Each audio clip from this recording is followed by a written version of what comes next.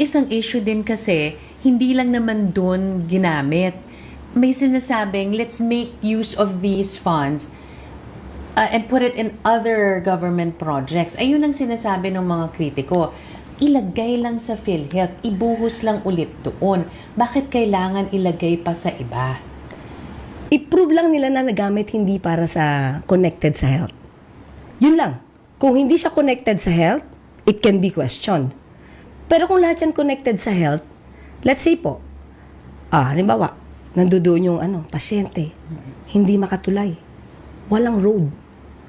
So, ito bang pondo na to, na napunta na sa National Treasury, paano kami makaka-reach doon?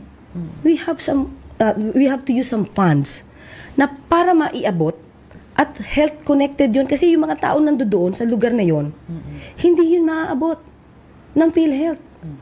So, kaya po ang pwedeng gamitin doon, maaaring gamitin yung accumulated revenues na hindi ibinabawal